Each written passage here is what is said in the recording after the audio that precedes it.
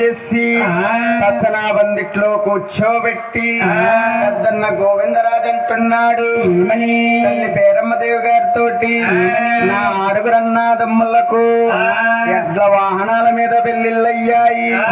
నా సిన్నారి శ్రీనివాసుడు గొప్పింటి వారల్లుడవుతున్నాడని జోడా పల్లకీలు తెప్పించి మంచి ముత్యాలు పోసి చిన్నారి తమ్ముడితో అంటున్నాడంట, తమ్ముడా తమ్ముడా చిరకాల ఇంకన్నా మనం తెల్లారక ముందురా తెల్లారక ముందు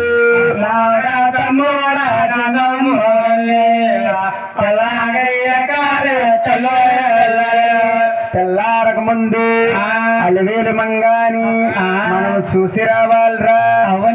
అలా అనగానే ఏడుకొండల స్వామి పెళ్లి చేసుకోవడం ఇష్టం లేక జోడా పల్లకీలు ఎక్కలేక పెద్దన్న గోవిందరాజు మాట ఎదిరించలేక సిలగాలంట స్వామి చెదిరిపోయాడమ్మా, బలగాలంట స్వామి పారిపోయాడమ్మా.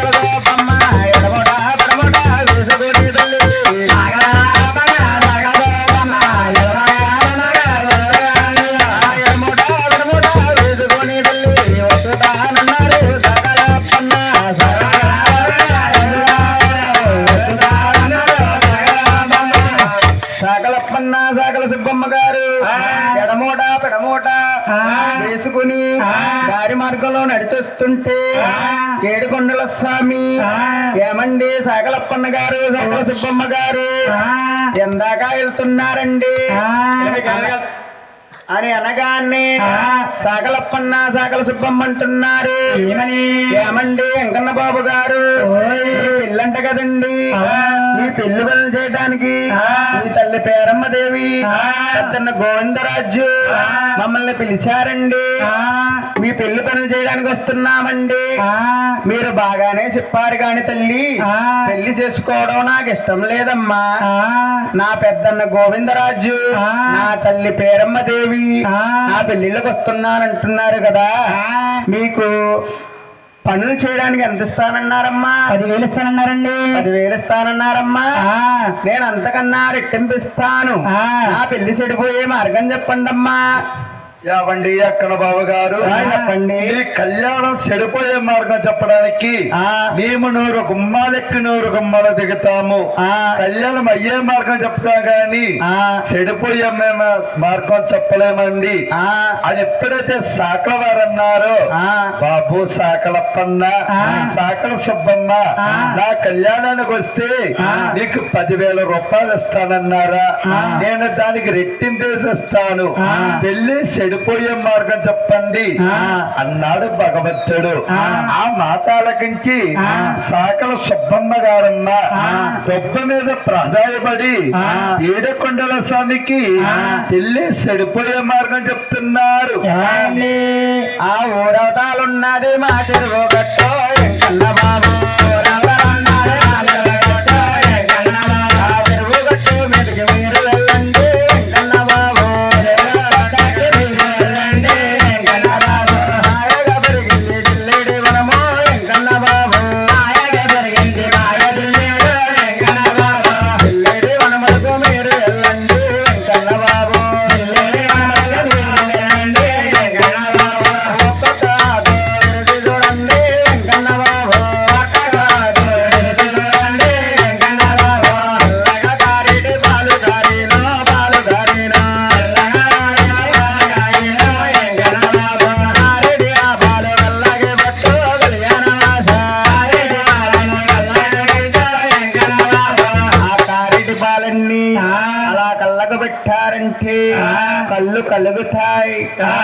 కళ్ళు కలిగిన వారికి లేదన్నారు. కళ్యాణం అవ్వదు సకల వారు పాయం బాగానే ఉంది సకల కట్నం ఇచ్చేసి చల్లగా మెల్లగా 7 గంటల దారి వెళ్ళేది వనములకు వెళ్ళిపోయారమ్మా.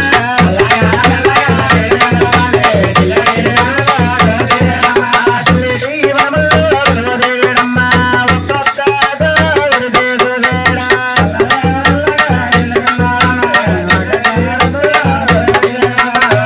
వనములకెళ్ళి ఒక్కో ఆకు విరిచి చూస్తుంటే బల్లుమని పాలు కారిపోతున్నాయి. రాముల వారిని పెళ్లి కుమారుణ్ణి చేసినప్పుడు కళ్ళకి కాటుకు పెట్టారేమో, కళ్ళన్నీ మండిపోతుంటే వెంకన్న బాబు గారు ఈ కారే దీపాలన్నీ పాలైపోతున్నాయని, ఈ కారే దీపాలన్నీ కళ్ళకు పడితే కళ్ళు చల్లబడతాయని, జిల్లేడి పాలంటే తాసుపాము విషం కన్నా 1000 రెట్లు విషమైనవండి. అటువంటి పాలు కళ్ళు అరుచుకుంటే కళ్ళు కలుగుతాయని అలా పాలు పెట్టాడు గోవిందా. ఎప్పుడైతే జిల్లేడి పాలు కళ్ళల్లో పడిస్తాడు, కళ్ళన్నీ బూరుల్లా ఉబ్బుపోయి సోకు రాగాలు తీస్తున్నారంట. అబ్బబ్బాయి బాబా నాయనా నే మరవలేనందో నాయనా, అబ్బబ్బాయి కళ్ళ జిల్లెడి పాలు మాయగా పొడిసేను, మాయ జిల్లెడి పాలు మనముగా పొడిసేను.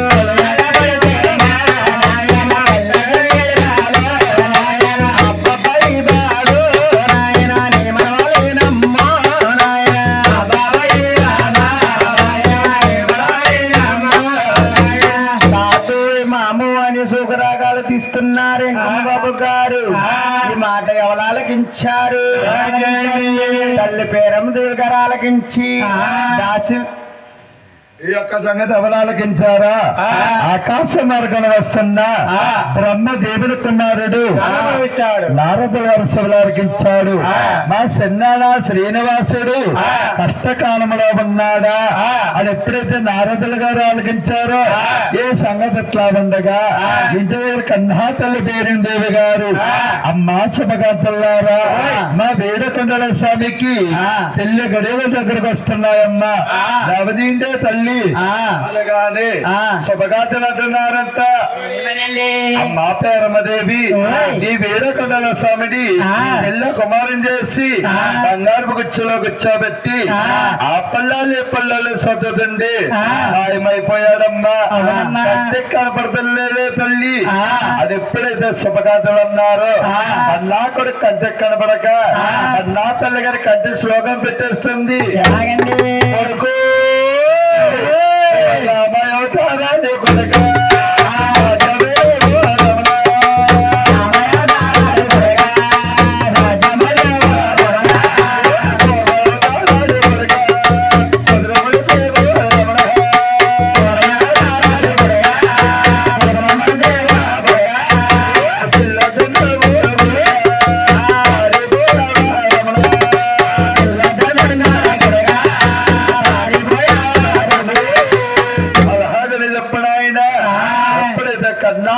కన్నా కొడుకు కనపడ కంటే శోకం పెట్టేస్తుందో ఆలకించారండి. ఆకాశ మార్గం వస్తున్నా బ్రహ్మ దేవుని కుమారుడు నారదాముని సభలు ఆలకించాడు. పరుగు పరుగులు వచ్చి అంటున్నాడు, మా అమ్మ పేరమ్మదేవి మా చిన్న శ్రీనివాసుడు కనపడతలేదని నువ్వు కంటి శోకం పెడుతున్నావా? ఆ చిన్న శ్రీనివాసుడు కనపడాలి.